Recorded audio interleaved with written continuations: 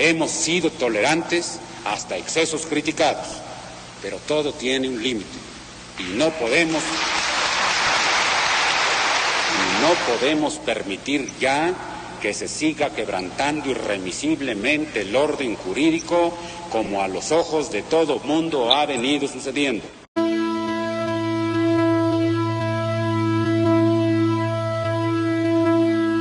El movimiento estudiantil despertó a la sociedad de un letargo, donde solamente se había encargado de vivir una realidad fantasma en un país. La matanza de Tlatelolco fue el golpe definitivo al sistema unipartidista, y en un país donde nada pasaba, pasó a ser una realidad combativa, enfrentándose a la juventud y al arma más poderosa que poseían en ese momento, la imaginación. El movimiento estudiantil de 1968 fue un movimiento social en el que participaron estudiantes de la UNAM, del Poli, de escuelas privadas, además de profesores, amas de casa, obreros, entre otras personas.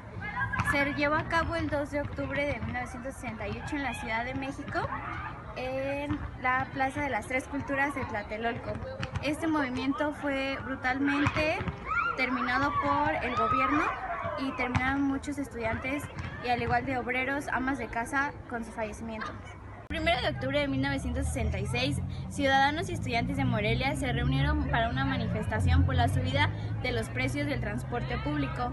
Esta manifestación terminó al siguiente día con la rematada de pistoleros del PRI contra ellos. En la primavera de 1942 ocurrió la primera masacre de estudiantes. Esto ocurrió con los estudiantes del Poli que pedían más reconocimiento para sus licenciaturas en ingeniería. Esto no fue reconocido por el gobierno y terminó en su masacre. Cuando sucedió todo, ¿en dónde te ubicabas? Yo vivía en la unidad habitacional Tlatelolco, en la segunda sección. ¿Con quién te encontrabas en ese momento? Con mis papás y mis hermanos. ¿Qué fue lo que sentiste al saber todo lo que pasó? No, pues en ese momento se sentía uno muy mal, puesto que oías todo el problema tan fuerte que estaba sucediendo ahí en la tercera sección de Tlatelolco. Se oían las balaceras, los gritos, horrible, una cosa muy horrible. ¿Conocías a alguien que participó en la huelga? No, hija, no conocía yo a nadie de la huelga. Por ejemplo, ¿tú sabías cuáles eran las peticiones que los alumnos tenían en mente en esos entonces? Los alumnos estaban pidiendo, creo, más escuelas para que no hubiera tanto rechazado, porque para entrar a la facultad y a preparatoria te hacen unos exámenes para que te admitan, y creo que ellos pedían, ¿verdad?, tener más escuelas, mejores maestros, para estar mejor preparados. ¿Tú alguna vez pensaste que el gobierno iba a actuar así? No, nunca pensé que el gobierno iba a actuar así. Y por ejemplo, en tu opinión, ¿cómo se lo contarías a la demás gente tu experiencia? Pues mira, yo creo que el término del gobierno fue que dijo que otro gobierno de otro país quería meterse a México y había casi contratado a los alumnos para derrocar al presidente de México, lo cual no fue cierto. O sea, nunca fue para derrocar al gobierno, sino más bien era para tener mejor educación. Te voy a hacer déjame otras preguntas. La experiencia que tuve en la noche trágica de Tlatelolco, lo vivimos en familia, porque cuando llegó mi papá de trabajo, vio que llegaban muchos camiones del ejército con soldados, con ametralladoras, con fusiles, o sea, muy preparados como para ir a la guerra. Y además llegaban los tanques como si fueran a la guerra, o sea, tanques de guerra. Estos se instalaron en cada esquina de la plaza de Tlatelolco, de la tercera sección, y alrededor estaban todos los soldados armados con ametralladoras, y en el centro de la explanada estaban todos los alumnos. Había alumnos, pasó un helicóptero del ejército sobre la plaza de las Tres Culturas y lanzó una bengala, una luz de bengala, como aviso para que todos los soldados que estaban alrededor de la plaza comenzaban a disparar hacia la gente que estaba en la manifestación. Los líderes de la manifestación estaban en el 6º piso del edificio, creo que se llamaba Tamaulipas. Esos edificios eran de 12 pisos. Cada 3 pisos tenían una explanada, o sea, una terraza. Y los líderes de la manifestación estaban en el 6º piso. En el momento que la luz de bengala salió y todos los soldados comenzaron a disparar, lógicamente en la plaza comenzaron a brincar, a correr, a caer muertos, a caer heridos. O sea, era un caos ahí en la plaza, de más estudiantes que de otra gente. Pero los soldados los fueron acorralando y unos soldados se cargaban con los muertos, sea estudiante, sea trabajador, y los llevaban a unos camiones que había del ejército y los echaban como si fuera un costal de papas. Entonces levantaban a todos los muertos y los iban echando a los camiones. Y lógicamente muchos de los estudiantes corrieron a los edificios a que los escondieran, pero los soldados se metieron a buscarlos en todos los departamentos, y en donde encontraban un estudiante, ahí mismo lo mataban. Llegó tanto esto tan fuerte que algunos estudiantes llegaron a la azotea del edificio Tamaulipas, que era donde habían los tanques de agua. Los estudiantes se metían al tanque de agua para que no los vieran los soldados, pero los soldados ahí mismo los buscaban y ahí mismo los mataban. Y a las casas se metían a buscar estudiantes, tocaban y si no les salían derribaban la puerta. Y por ejemplo, buscaban en todo el departamento para encontrar estudiantes. O sea que fue una noche muy trágica, muy horrible. Hubo demasiados muertos y declararon que la orden le había dado en ese entonces el presidente Gustavo Díaz Ordaz.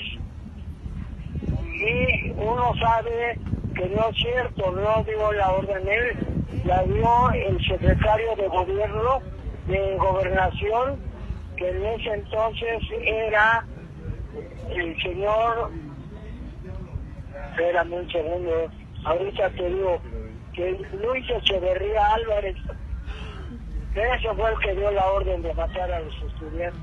y por ejemplo, ¿tus papás qué sintieron al saber que pues sus hijos tenían la misma edad que los estudiantes?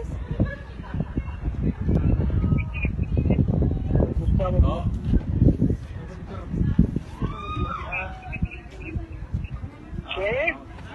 ¿Sí? Y por ejemplo, ¿tus papás qué sintieron al saber que sus hijos tenían la misma edad que los estudiantes y vivían en una sección igual en donde estaba pasando todo? Sí, claro, pero nosotros vivíamos en la segunda sección y todo este acontecimiento fue en la tercera sección, en la Plaza de las Tres Culturas, así se llama, la explanada de ahí de la tercera sección. No, lógicamente nosotros, mis papás, nos escondieron en en el departamento que vivíamos, ¿verdad? Abajo de la cama para que no saliéramos ni nos asomáramos a nada.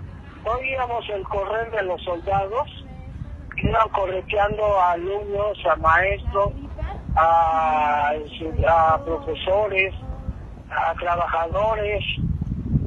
Todo aquel que andaba en la calle en ese momento fueron muertos por el ejército. Y te digo, todos los muertos los cargaban en unos camiones del ejército y dicen que los llevaron a quemar a un horno crematorio del ejército. O sea que no se sabe realmente cuántos muertos hubo. Bueno, muchas gracias por compartirnos su experiencia. Sí, de todo eso, te dije que de los cubos de agua han sacado muertos, de los elevadores, bueno, pues, ¿qué podían hacer? Ahí les mataron. A los que andaban corriendo por la calle, había demasiados soldados y nada más los mataban ahí en el caminar de esa gente.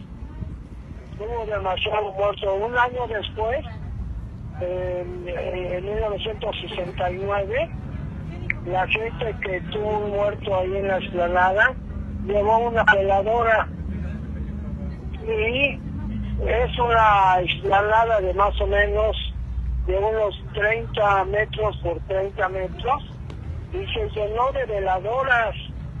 Entonces imagínate cuántos muertos hubo ahí ese día en el 68. Sí. Bueno, muchas gracias por compartirnos tu experiencia. Pues mira, la experiencia realmente no bueno, mucho sufrí, pero como no nos dejaron salir, qué bueno, ¿no? Porque mis papás, pues sí tenían mayor conciencia de lo que estaba pasando y no los dejaron salir. Entonces la experiencia fue que nada más estuvimos encerrados abajo de unas camas para que pues si acaso llegaran los soldados ahí, pues nosotros estábamos escondidos. Pues sí. Pero sí fue una experiencia, una noche que pasamos todo el mundo pues sufriendo mucho, porque los soldados iban y venían, se oían los zapatos de los soldados que son muy fuertes y se oye bastante cuando pisan, cómo corrían los soldados tras de gente y le disparaban en donde andaba esa gente. En el 68 muchos estudiantes, una de sus peticiones es que querían que el gobierno las apoyara.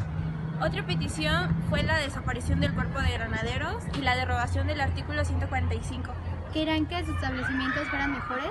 Poco a poco las peticiones de los estudiantes fueron cambiando de acuerdo a las situaciones que el gobierno les presentaba, como la destitución del jefe y subjefe de la policía y al igual que la destitución de los funcionarios públicos que participaron en actos de violencia. Por ejemplo, el resultado de todo esto fue que el 13 de agosto participaron más de 150,000 estudiantes en una gran manifestación. Muy buenas tardes. Primero, ¿tu nombre? María de Lourdes Flores Pérez.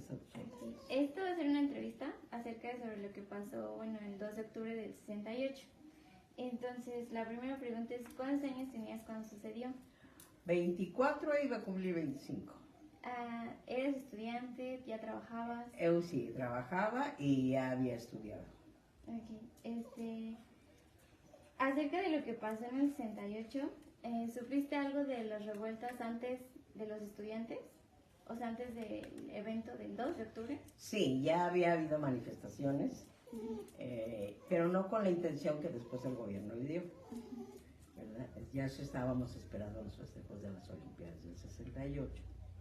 Y el gobierno empezó a brotar gente. Ellos peleaban por sus ideales de escuela, mejorar escuelas, mejorar sistemas. Y el gobierno le dio otro sesgo en aquel entonces. Porque ya venían los deportes, las Olimpiadas, y querían que México estuviera tranquilo. Ya había habido movimientos en Rusia, ¿verdad? Entonces, movimientos estudiantiles. Entonces pensaron que iba a ser un reflejo Entonces hicieron explotar un movimiento para tranquilizarlos y someterlos antes de que empezaran las Olimpiadas. Para que no perjudicara como la imagen de México. Exacto, y que se viera, o tal vez hasta las boicotearan, tal vez ni se llegaran a realizar. Entonces el gobierno temeroso estaba de presidente Gustavo Díaz Ordaz y de la gente de secretario de Gobernación estaba Luis Echeverría. Bueno, ¿qué fue lo que observó el 3 de octubre? Sí, fue al día siguiente. Yo trabajaba en Xerox de México, pues eran máquinas copiadoras y tenían máquinas copiadoras todos los departamentos de gobierno, todas las secretarías de gobierno. Entonces yo estaba en esas cuentas de gobierno y yo visitaba Relaciones Exteriores, que está junto de la iglesia de Tlatelolco. Yo tenía un Volkswagen en esa fecha y yo entré a visitar mis copiadoras porque estaba en el Departamento de Relaciones Públicas. Entro a estacionarme al estacionamiento de Relaciones Exteriores que estaba precisamente en la prolongación de San Juan de Letrán, que se llamaba antes, lo que ahora es Eje Central, se llamaba San Juan de Letrán.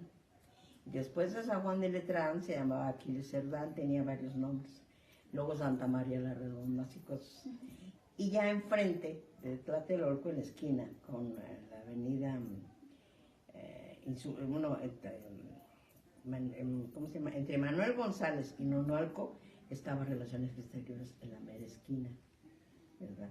Del eje que era San Juan de Letrán y Nonualco. Entonces entro al estacionamiento y había muchos soldados y tanques enfrente de Tlatelolco, sin fin de tanques y de soldados que todavía estaban haciendo limpieza y escombrando todo aquello, revisando departamentos, que enfrente estaba el edificio 11 de abril, donde vivía una prima mía, y el edificio donde fue, creo que era el Chihuahua, donde fue arriba, que estaban los soldados arriba, y se tenían como señal una mano vendada de blanco. Entonces realmente los que empezaron el movimiento fueron ellos, porque al mover se fijaban que tuviera la mano blanca. Entonces entré yo y me pararon los soldados, me revisaron el carro, hasta del motor, se abrieron el motor, se asomaron abajo, abrieron la cajuela, los Volkswagen no tenían una cajuela muy grande. Entonces ya, total, me dejaron entrar, me estacioné muy vigilada, me revisaron el portafolio, todo lo que yo llevaba para trabajar. En el momento que yo iba caminando para entrar al edificio de Relaciones, vi unos camiones del ejército parados al borde de la banqueta y estaban sacando camillas con cadáveres, que fue para mí una impresión muy fuerte porque se veían pues como 4 brazos de cada lado, o sea que me imagino que 4 individuos iban en esas camillas grandes, ¿no? Ya difuntos, y los iban acomodando en los camiones del ejército, pero tanto iban mujeres como hombres. Fue muy fuerte ver eso. Sí, eso fue como a las 10:30 de la mañana. Cuando pasó eso, ¿tú ya sabías qué era lo que había pasado el 2 de octubre? ¿Tenías alguna idea de...? Ya, yo vivía en Lindavista, que está al norte de la ciudad. Pasando Tlatelolco, como a unos ni 10 minutos está Lindavista. Y yo vivía enfrente del Politécnico Nacional, que ahí estaba instalado, se había instalado ese Politécnico como desde 1958 que se hizo. Y yo vivía ahí en Lindavista. Mi madre tenía una casa de asistencia. Y ahí rentaba cuartos a estudiantes, porque nada más en México había universidades. En los estados todavía no había universidades. Estoy hablando un poco de prehistoria. Entonces, tenía a huéspedes y ahí pues llevaban muchos estudiantes. Hay unos que duraron toda la carrera ahí en casa de mi mamá, etc. Y sí, ahí en la casa había muchos estudiantes. ¿Llegaste a conocer a alguien que tenía algo que ver con el movimiento estudiantil? Pues al principio no sabía yo quiénes eran, ¿verdad? Empezaban ya las cosas, ahí había un muchacho que estudiaba, no recuerdo bien si era ingeniería eléctrica, estaba en la CIME, o electrónica, se llamaba Javier Mastache. Y lo iba a visitar su novia y ya se llevaban unos panfletos y cosas de esas. Entonces mi mamá empezó y no salía de la casa, viviendo enfrente del Politécnico, ya no iba a clases, todo estaba suspendido de clases, y ya era algo raro.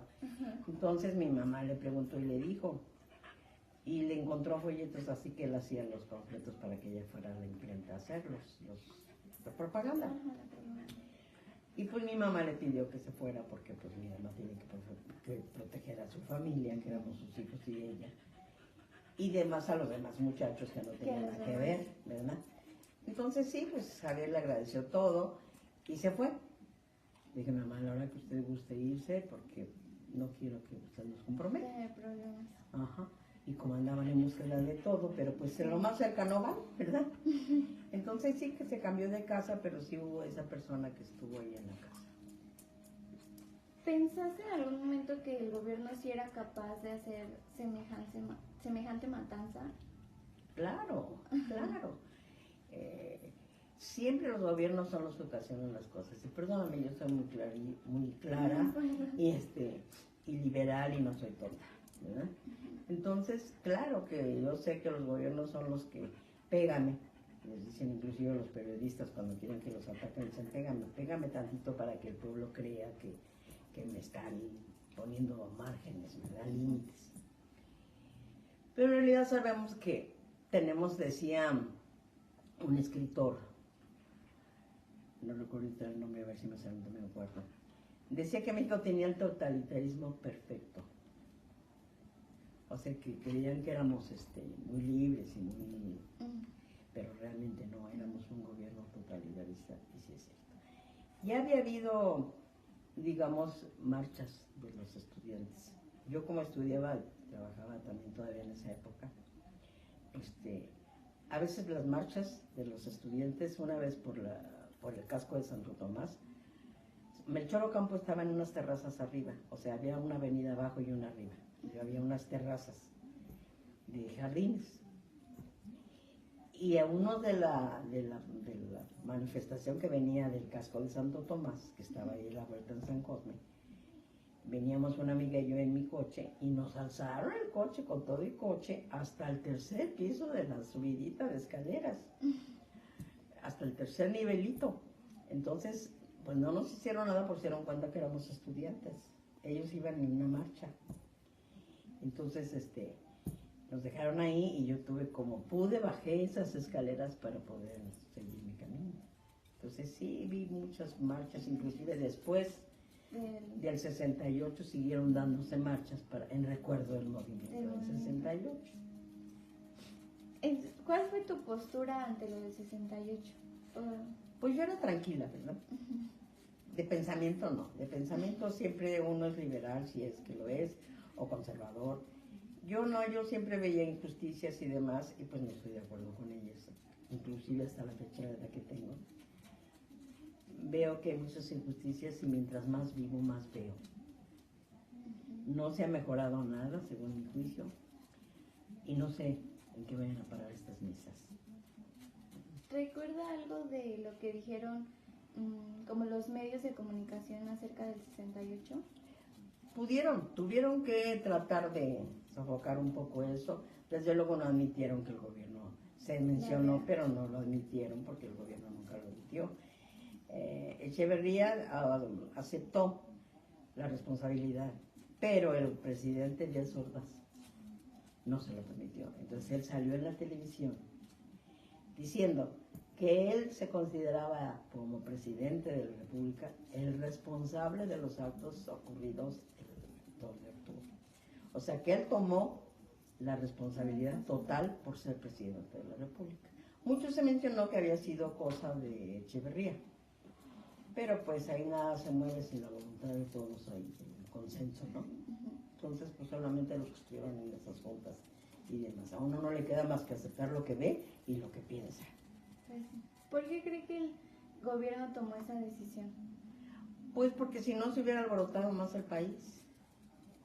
O sea, hubieran tomado ya más medidas radicales y hasta otras personas, que inclusive estudiantes de esa época, que ahora todavía existen uno que otro, ya también de la edad como la mía o tal vez ya más grandes, pues siguieron con su movimiento por años, pero inclusive muchos fueron apresados. Y ahora vemos unos que fueron miembros de ese movimiento y son gobernadores y son corruptos. Entonces digo, ¿cómo es posible que en la juventud se piense de un modo y ya más grandes ya entre la ambición, al dinero, al poder, y se hagan arbitrariedades y se lastime a la gente por la cual de jóvenes luchamos porque no pasara? Entonces esa es la incongruencia que sigue muchas veces el ser humano. Bueno, eso es todo. Muchas gracias. El ejército plantó tanques fuera del Politécnico días antes del informe presidencial. El 1 de septiembre, Gustavo Díaz Ordaz, en el informe presidencial, mencionó que ante todo lo que estaba sucediendo había un límite. Y el 13 de septiembre, el movimiento presentó la llamada Manifestación del Silencio, donde cerca de 200,000 estudiantes marcharon con un pañuelo en la boca, donde el silencio era tanto que solo se escuchaban los estudiantes marchando. El 18 de septiembre, el ejército tomó la ciudad universitaria. Y el 24 de septiembre, el ejército tomó Santo Tomás, en Ciudad Universitaria. Después de horas de batalla campal contra los estudiantes, los líderes fueron encarcelados. Tomaron la plaza. El 30 de septiembre, el ejército dejó Ciudad Universitaria. Y el 2 de octubre empezó la tragedia. Yo estudiaba en la escuela de las niñas de la preparatoria. Y dentro de esas niñas había alguna que tenía novio en la escuela. Estos años que llegaron, otros en la de su propiedad, discutieron y se pelearon. Y los de la vocacional les quitaron la novia y los golpearon. En respuesta se hizo un grupo de la escuela 8 Torino y fueron y buscaron a los de la vocacional. Y entonces golpearon a los de la vocacional, los agarraron por ahí solos. Y de ahí volvieron a contestar, pero ya la agresión de los muchachos de la vocacional fue más fuerte. Lapidaron la escuela, Fue más allá de... ya más allá. Y en esas fechas se conmemoraba el aniversario de la Revolución Cubana. Estoy hablando de un 26 de julio. Entonces, eso orilló que la gente se confundiera y tomara partido. Unos como partidarios de la Revolución Cubana estaban, y los otros del pleito que había. ¿Sí? ¿Qué fue lo que pasó? Que los alumnos del Politécnico apoyaron a los del Poli y las escuelas de paga apoyaron a los otros niños. Y ese pleito se hizo muy grande. Entonces se mezclaron los dos problemas y empezaron a meterse los aspectos políticos. Ya se olvidó el pleito, la riña que había ahí. Y empezó a crecer de tal forma que todas las escuelas técnicas pararon. Entre ellos, yo estaba en la ESI, que también pararon. Se pidió apoyo a los universitarios y pararon también, cosa que nunca había sucedido. Y salió un pliego petitorio. Ese pliego petitorio pedía una serie de puntos para supuestamente mejorar el transporte, mejorar la educación, facilidades, dar becas a los que estudiaban. O sea, venimos a pedir muchas cosas. Por parte de los alumnos. Que no tenían que ver porque el pleito había sido otra cosa diferente, ¿no? Entonces, esto fue creciendo, intervino el muro por parte de la universidad y la FEMI por parte de los estudiantes técnicos. Y así fue creciendo, pasó un mes, pasó otro mes, y el movimiento se hacía ya cada vez más grande. Y lo que pedíamos era cada vez más, que no se justificaba. Ya después pedíamos que corrieran al jefe de la policía y que cambiaran al jefe del departamento de seguridad. O sea, se salió todo de cosas que no tenían que ver nada, todo de nada. Así es de que intervino ya el ejército y tuvimos miedo. ¿verdad? Pero el ejército no nos hacía nada. Para entonces, yo que era político, me empecé a involucrar, porque ibas a la escuela, no había clases, te juntabas con los demás y ayudábamos. Me empecé a involucrar y ya pintábamos camiones, hacíamos mítines, hablábamos a la gente y nos empezaba a corretear la policía y nosotros a correr por todos lados. A mí me pasó que en San Bernardo, en la colonia idealista, estábamos pintando un camión y llegaron granaderos y nos empezaron a golpear y todos empezamos a correr. Yo me brinqué una barra de malla.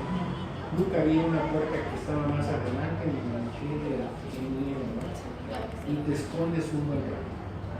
Un día me agarraron a mí afuera del teatro, hablando mítines y hablando con la gente. Y nos agarró la policía y a mí me agarraron, ¿sabes? Pero conmigo a muchos que escuchaban y a otros compañeros estudiantes.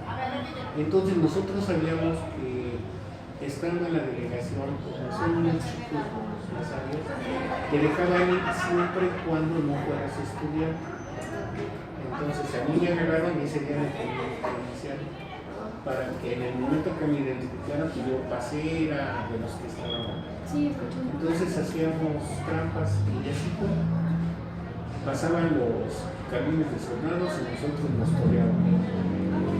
Pero lo curioso es de que cuando nosotros íbamos siempre había autoridades que nos estaban esperando y nos golpeaban. Sí, y pues quién les avisaba, ¿no? Porque se reunían en diferentes lugares y ahora vamos a ir a tal lugar, llegábamos y ahí nos estaban esperando. ¿Había alguien dentro de ustedes? Ahorita te comento. Entonces todo eso así sucedió. Hasta que en septiembre, no me acuerdo exactamente si fue el 12 o 10 de septiembre, los soldados le dieron un bazucazo a la preparatoria número 1 y una puerta grande de madera la derribaron y empezó a haber ya más golpes. Fueron las primeras veces que hubo desaparecidos. Del bazucazo hubo muertos, hubo heridos, a muchos levantaron que quedaron como de cuando se pierde el tema les dicen desaparecidos y empezaron a investigar. Entonces más se exaltaron los alumnos y ya eran pleitos voluntarios con las autoridades. Y entonces ya en lugar de reunirnos en distintos puntos, se unieron las federaciones estudiantiles y se armó una coordinadora y nos reuníamos en Tlatelolco, en la Plaza de las Tres Culturas, que era la plaza más grande de aquel tiempo, para que nosotros pudiéramos estar. Y así llegamos al 2 de octubre.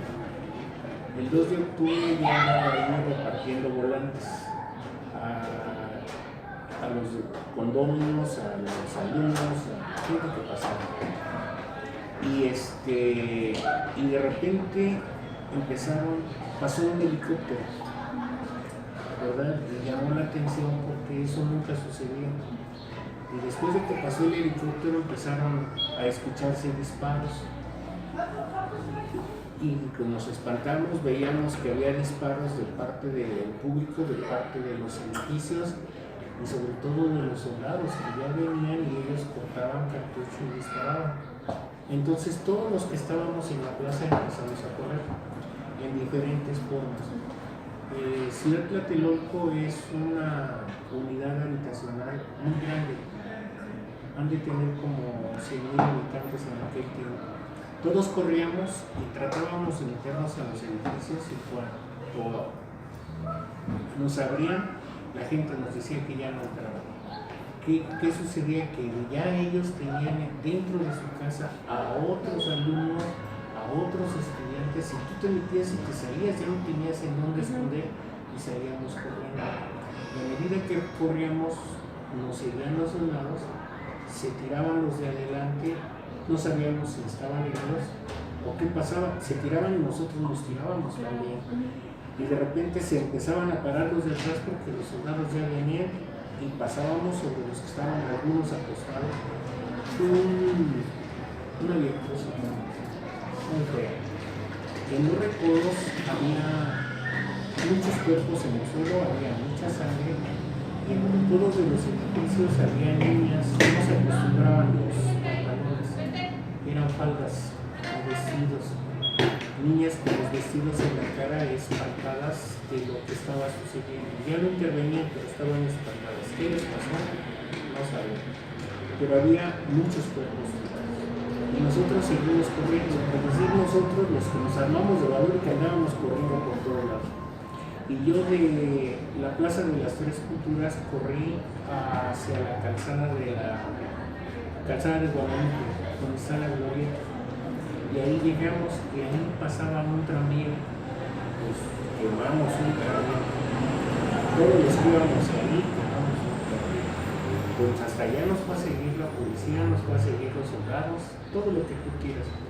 Y corrieron unos hacia Tepito, otros hacia la Lagunilla, y yo corrí hacia la villa. Y nos metimos, otro muchacho y yo, a un salón de belleza. Y ahí ya no nos dejaron salir. Nos metieron y nos escondieron. Y oíamos cómo pasaban buscando rijosos, ¿no? Total que dieron las 9 de la noche. Un evento que empezó para nosotros que iniciábamos desde las 3:30 hasta esa hora. Yo salí en la cajuela del coche del esposo de la dueña del establecimiento y nos botó por un lugar. ¿Sí? Y pasó el tiempo. Hubo muchos muertos, muchos desaparecidos y no entrábamos a la escuela. Iban los papás a buscar a los desaparecidos y ni siquiera ya estudiaban en la escuela. Se desaparecieron expedientes, se desaparecieron archivos, desaparecieron calificaciones, dando la impresión de que nunca habían estado ahí. Se desaparecieron. Se siguió la investigación y en esa investigación nos dimos cuenta que la Secretaría de Gobernación nos tenía intervenidos a todas las escuelas. ¿Qué quiero decir con esto? Que nuestros mismos compañeros de escuela eran agentes de gobernación y ellos eran los que daban la información a las autoridades y eran los que nos esperaban, sabían dónde estaban, qué hacíamos y todo. 20 años después encontramos a Jorge Cano, que fue uno de los muchachos que desaparecieron con el deseo de su lo encontramos a Jorge Cano lo encontramos en Acapulco. Y yo lo vi y él no se acordaba de mí. Yo ya casado, ya tenía mis niñas. Y le dije a mi esposa, ¿sí es Jorge Cano? ¿Se parece a Jorge Cano? Y fui y le pregunté. Y me dijo, sí, soy Jorge Cano. Y le dije, yo soy fulano de tal. No sabía quién era yo. Y le dije, ¿te acuerdas? Estuvimos así. Entonces él me dijo, mira, ese es uno de los eventos que no queremos platicar. Él era agente de gobernación y estaba tan metido ya en eso que había sido detectado por los estudiantes. Entonces el gobierno tuvo que matarlo, tuvo que desaparecerlo para que los estudiantes no le hicieron nada, lo escondieron y él trabajó para gobierno y fue director de un CEBETIS allá, ¿sí? De escuelas técnicas. A través de él me dice, ¿te acuerdas de Vanegas? ¿Te acuerdas de González? ¿Te acuerdas de Alcaraz? ¿Te acuerdas de Uganda? No, pues no. Dice, todos son funcionarios en el área de educación tecnológica. Dice, ¿tú aquí qué haces en Acapulco? No, pues mira, yo trabajo en un laboratorio de calidad de agua y doy clases en el Acapulco. Dice, van a venir, yo voy a hablar de ti. Y entonces ellos me reconocieron y me volvieron a jalar para que yo trabajara, pero ya desde el punto de vista gobierno. Pero no me gustó y me salí. ¿Sí? En ese movimiento andaba yo queriendo con una niña. Buenas tardes. Buenas tardes. Y llega, o me perdí yo, nunca la volví a ver. Hasta muchos años después supe que estaba felizmente casada y era mamá de 2 hijos. Pero ahí se perdió. Ahí fue cuando se perdieron contacto y todo. Pero eso es lo que te puedo decir a grandes rasgos. Sí, ten cuidado para esto que yo te digo, pues es mi ilusión. Vas a encontrar a otros, diferentes, ¿no? A mí me tocó estar del lado de los estudiantes, del lado de los rijosos, del lado de los que trajeaban camiones, de los que pedían limosna para sacar para el voto y para todo, porque no había nada. Algo que nos platicó también Jorge Cano es que el movimiento lo patrocinó la secretaria, la embajada americana. Los americanos metieron mucho dinero ahí e hicieron que se hicieran cambios en el Tratado de Bucareli. El Tratado de Bucareli es un convenio que se firmó para las batallas, las guerras que tuvimos con Estados Unidos. Internacionalmente se dice que el que pierde la batalla paga todos los gastos en México, perdón. Entonces México no tenía dinero y firmó para pagar con gas. Entonces mucha de la expropiación petrolera como gas se va directamente a Estados Unidos, y para esas fechas estaba por cumplirse algo. Entonces ellos originaron eso para hacer el estudio. Estaban las Olimpiadas, había extranjero, se volvieron a meter, modificaron, y nosotros todavía seguimos pagando algo con gas. Si investigas tantito verás que un porcentaje de gas se sigue yendo a Estados Unidos. Sí, siguen pagando eso. Eso es lo que te puedo decir, Yo creo que money. muchísimas gracias. La tarde del miércoles 12 de octubre de 1968, miles de personas se reunieron en la Plaza de las Tres Culturas con el fin de escuchar a los líderes del movimiento estudiantil. Durante las Olimpiadas, el presidente Gustavo Díaz Ordaz dio la orden de acabar con el movimiento estudiantil. Bueno, ese día un helicóptero iba sobrevolando sobre la zona y fue cuando lanzaron las bengalas de color verde y rojo, que eso fue la señal de las Fuerzas Armadas de México para atacar a los manifestantes, y esa fue la señal que empezó la masacre de Tlatelolco. Y bueno, un dato sobre la masacre de Tlatelolco fue que ese día fue un duro golpe para todos los estudiantes, y ese día no mataron a todos sus organizadores, y ellos fueron los que se encargaron de que todos pagaran pues lo que pasó. Pues fue un año en donde se celebraban las ¿cómo se llama? Estas olímpicas. ¿Cómo se llaman? Las competencias olímpicas del 68. Los Juegos Olímpicos. Los Juegos Olímpicos, ¿sí? Yo trabajaba. Yo era una jovencita que estaba trabajando. Y realmente solamente me acuerdo de haber visto a la chica que subió todas las escaleras, no me acuerdo cómo se llama, pero es muy reconocida, y que prendió el fuego olímpico.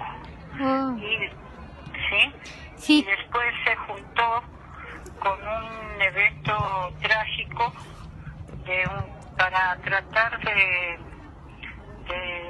ya ves que hay manifestaciones y todos se manifiestan y hacen ruido y todo lo demás. Sí, de los estudiantes. Pero era de los estudiantes. En fin, yo no estaba muy involucrada en el aspecto de que no sabía qué era lo que pretendían. Pero se supone que todos estos estudiantes eran manipulados y exigían al gobierno algo que, no sé, era un conflicto de vocacionales, jóvenes, muy jóvenes, eran de prepa. Y hubo una concentración en Tlatelolco. Yo vivía en Tlatelolco antes. Ah, ¿en serio, abuelita? Sí, ahí en el edificio Matamoros. Y tengo un hermano que se llama Teodoro Romero. Y él trabajaba, muy jovencito, trabajaba de elevadorista del edificio Chihuahua. Ahí ese edificio fue al que entraron, ¿no? Al que entraron los soldados buscando estudiantes. Yo estaba trabajando por la zona rosa en una empresa que se llamaba Hacienda Portales, y oímos las noticias por radio y me alarmé y hablé a mi casa, o sea, a donde vivía mi abuelita, más bien mi mamá. Sí. Y no me podían contestar bien, hasta me invitaron hasta ahí, donde fue el relajo, fue en la lista de las culturas, la zona de las 3 culturas, que estaba lejano de donde yo vivía, pero en mi casa era el edificio Matamoros, que estaba en la calle de Guerrero. Mi mamá y mis demás hermanos estaban, como quien dice, hecho tierra, ¿no? Agachados. Sí. Y me colgaron el teléfono y yo, como pude, pues ya después de salir de trabajar, llegué a mi casa, pero la curación era de mi hermano Teodoro, que trabajaba en ese edificio. Resulta que al día siguiente yo pregunté en intendencia que si no sabían nada, fueron espérame tantito, fueron pues momentos muy difíciles, interesantes, no tener noticias de él, y resulta que ya al paso del día fue llegando, desde ya tarde. Resulta que nos comentó, él no nos ha platicado exactamente el fondo de todo, pero parece ser que a él le favoreció que tuviera su credencial, que trabajaba en administradora inmobiliaria, y a la gente la metieron en el sótano de la plaza de las 3 culturas, y conforme se iban identificando, pues le daban paso.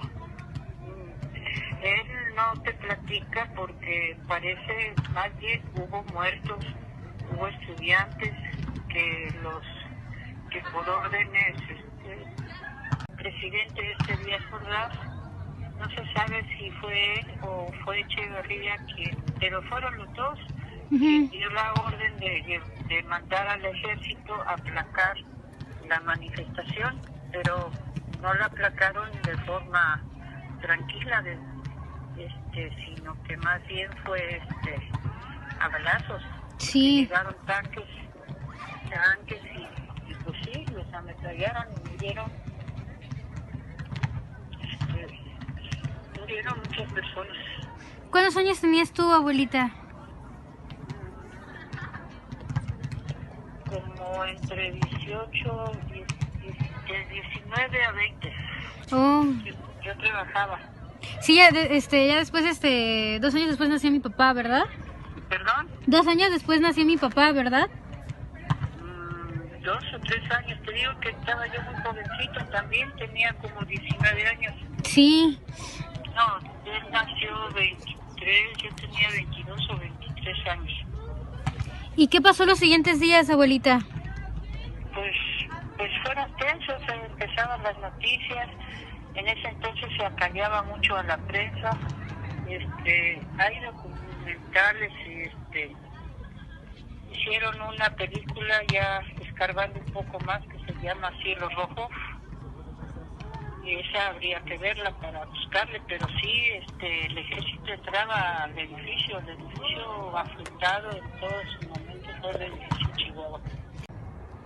En realidad, el gobierno esperaba que todo esto saliera diferente. Ellos esperaban que con la matanza las protestas se detuvieran, pero lo único que llegó a hacer fue avivar el fuego y el coraje de todos los estudiantes. Por lo tanto, las protestas siguieron, además de que al mismo tiempo estaban intentando culpar a alguien de todo este acto sangriento. Bueno, pues entonces yo estaba estudiando en esa escuela que pertenece a la SEP. Entonces ya íbamos a terminar fueron 3 años. Entonces, como íbamos a terminar, yo estaba organizando un viaje de generación. Y entonces iba al Politécnico, iba a solicitar ayuda, que nos prestaran un camión o que nos dieran alojamiento. Y en eso empezaba el movimiento de los estudiantes. Sí, claro. Entonces mis hermanos estaban en la universidad y ellos, no, pues que vamos a la universidad para apoyar el movimiento. Entonces nos fuimos. Claro, pues yo era joven también y no medíamos consecuencias, ni pensamos que fuera una cosa tan terrible, ¿no? Entonces, ¿usted estuvo presente? No como tal, porque mi hermano estuvo en una marcha que se hizo de la universidad al Zócalo. Uh-huh. Y él fue en esa marcha y nos invitó en septiembre a la universidad, que nos reunimos ahí, pero pues no había nada de especial, simplemente nos reunimos en la tal, porque mi hermano estuvo en una marcha que se hizo de la universidad al Zócalo. Uh-huh. Y él fue en esa marcha y nos invitó en septiembre a la universidad, que nos reunimos ahí, pero pues no había nada de especial, simplemente nos reunimos en la universidad y alguien gritó "Viva México" y "Vivan los héroes" y todo eso que siempre se hace, sí, en cualquier lado, ¿no? Y uno de mis primos sí estuvo el día el 2 de octubre, ahí en la Plaza de las Tres Culturas, que es ahí en Tlatelolco. Sí.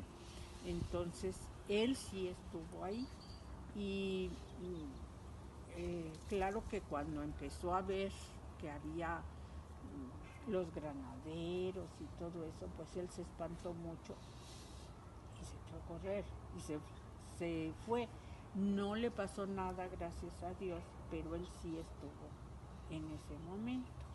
Y yo pues no estuve presente, pero a través de él sí pues vivimos esa angustia, ¿no? Sí, claro.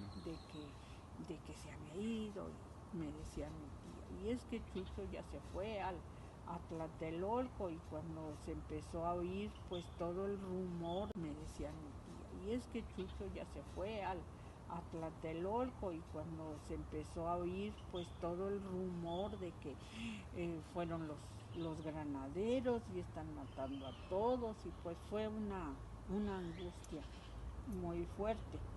Mi hermano también participó, pero no ese día, en una marcha nada más. Y pues sí, fue muy triste, pero pues bueno. Sí, me imagino. Se vive un miedo, una angustia muy fuerte. Igual cuando fuimos ahí a la universidad, era el grito y todos, y alguien empezó a gritar, ahí vienen los granaderos, y entonces te espantas, ¿no? Te asustas. Yo nunca los vi, pero el hecho de pensar, vienen, nos van a detener o nos van a hacer algo, pues sí es angustioso. Y pues eso fue lo que pasó. ¿Cuántos años tenía cuando sucedió? Tenía 23 años. ¿Usted era parte de la organización de estudiantes? Sí, en cierto modo, o sea, aunque la escuela donde yo estaba pertenecía a la SEP, pero pues sí me llegué a considerar estudiante. ¿Dónde se encontraba cuando sucedió? En mi casa, pero yo vivía en Mixcoac, cerquita de la avenida Insurgentes, y por la avenida Insurgentes hubo una marcha, y sí, esa nos tocó, primero que estaba mi hermano ahí, y que sabíamos que él iba a pasar por ahí, y como mi casa quedaba muy cerca de la avenida, pues todos nos salimos a ver qué pasaba, ¿no? Y a ver la marcha, y vimos pasar a la marcha de estudiantes. No había ningún problema, se veía tranquilo y todo, pero de todas maneras ya sabíamos de que había un conflicto de la avenida, pues todos nos salimos a ver qué pasaba, ¿no? Y a ver la marcha, y vimos pasar a la marcha de estudiantes. No había ningún problema, se veía tranquilo y todo, pero de todas maneras ya sabíamos de que había un conflicto, y estábamos preocupados por mi hermano. Entonces, si le pregunto cómo se sentía usted, ¿me diría preocupada nada más? Sí, preocupada, angustiada, porque podía pasarles algo. Claro. Mi abuelita le decía, no vayas, no vayas. Ella pues con más razón se preocupaba. ¿Y usted y su familia alguna vez imaginó que el gobierno fuera a hacer como algo de esa magnitud? No, sí nos daba preocupación de que pues los detuvieran, ¿no? Porque decía, bueno, si van todos en una marcha, los pueden detener los policías, pero jamás nos imaginamos que fueran a utilizar las armas y a matar a muchachos. Pues no te voy a decir que no estuvieran involucrados, pero ellos defendían a sus compañeros, sí, ¿no? Claro. Era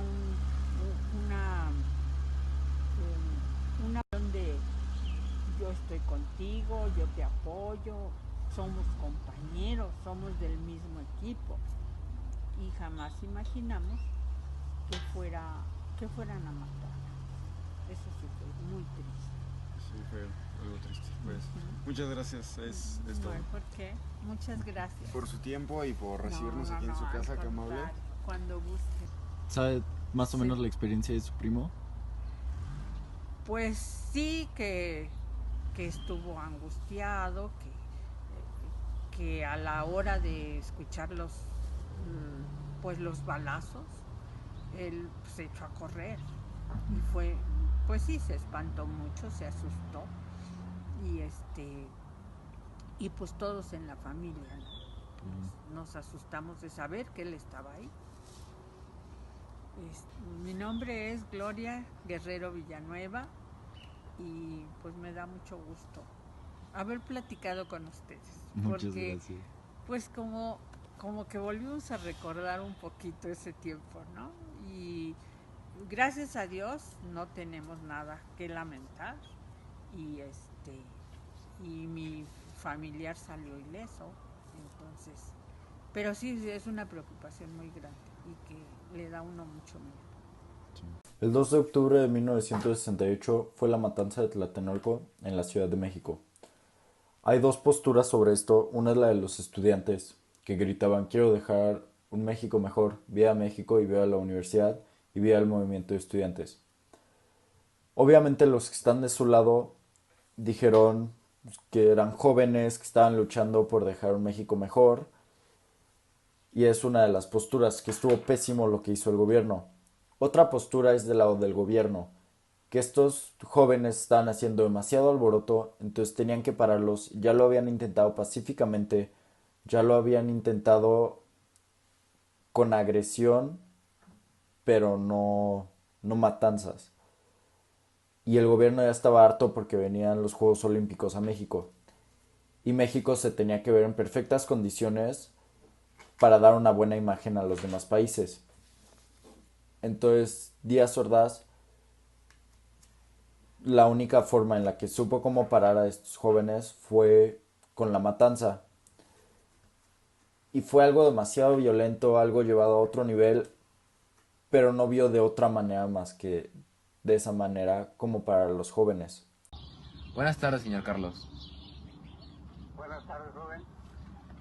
¿Me permite hacerle unas preguntas sobre el movimiento estudiantil del 68, también llamado la matanza de Tlatelolco? Sí, cómo no, a ver, pregúnteme qué quiere saber. ¿Qué edad tenía usted en ese momento? Yo en ese año del 68 tenía yo 17 años.